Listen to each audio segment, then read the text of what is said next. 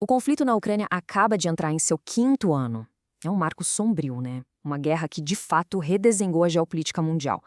Nessa análise, a gente vai mergulhar nos dados e nos relatos diretos para entender bem o estado atual desse impasse que já dura 4 anos. Pois é, já se passaram 4 anos completos desde a invasão em grande escala. E a guerra na Ucrânia, bom, ela se transformou num impasse prolongado e devastador. As linhas de frente se movem muito pouco, mas o custo, tanto humano quanto material, esse não para de crescer dia após dia. Então fica a pergunta, qual é a situação real depois de tanto tempo? Vamos dar uma olhada de perto nesse impasse geopolítico, nos custos que são, assim, impressionantes e na realidade humana por trás dos números dessa guerra tão longa. Para a gente entender de verdade a situação atual, vamos começar com os números. E olha, os relatórios mais recentes pintam um quadro bem sombrio da escala de toda essa devastação. O custo humano direto é chocante. Os monitores da ONU confirmaram a perda de mais de 14 mil vidas de civis. E é importante lembrar que cada um desses números representa uma família destruída. E aqui tem um ponto fundamental que este slide destaca. É o reconhecimento oficial de que esse número, que já é terrível, na verdade é uma subnotificação. Ou seja, a dimensão real da perda de vidas é com certeza ainda maior. E além das fatalidades, claro, o conflito gerou uma das maiores crises de refugiados da nossa era. Pensa só nesse número, 9,3 milhões de ucranianos. Pessoas que foram forçadas a deixar tudo para trás, buscando segurança dentro do próprio país ou em outras nações. E o dano físico é algo astronômico. O custo estimado para reconstruir a Ucrânia é quase 3 vezes o PIB inteiro do país de 2024. É muito, muito dinheiro. Tá, mas o que esses números enormes significam para quem está vivendo essa realidade todo santo dia? Vamos ver um pouco de como a guerra impactou o cotidiano lá em Kiev. Esse slide aqui, que foi baseado no relato de um vlogger local, mostra uma coisa meio paradoxal.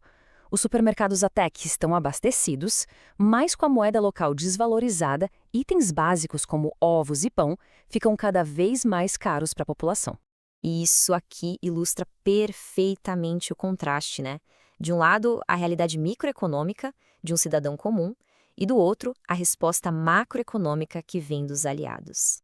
Olha que interessante, até um simples pão acaba carregando todo um peso de identidade nacional e de sobrevivência nesse conflito. A infraestrutura da cidade mostra uma resiliência incrível. O metrô, por exemplo, não é só uma linha de transporte vital para o dia a dia. Virou também o maior abrigo antiaéreo público da cidade, um refúgio essencial durante os ataques. Então, chegamos ao ponto crucial.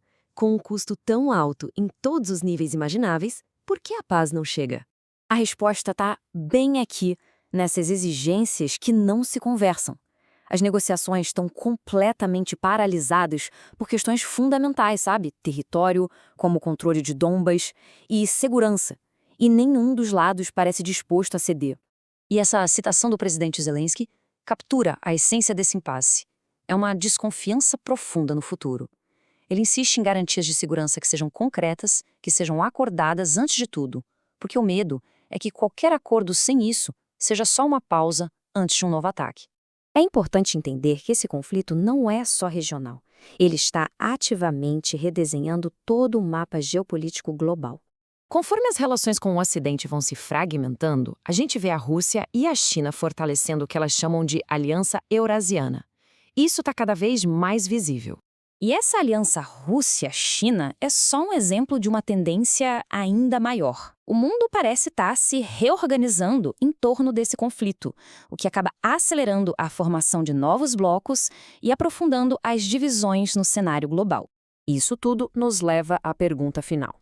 Em um mundo que parece ser de conflitos congelados e alianças que mudam a todo momento, qual é o verdadeiro preço de uma paz que seja de fato duradoura?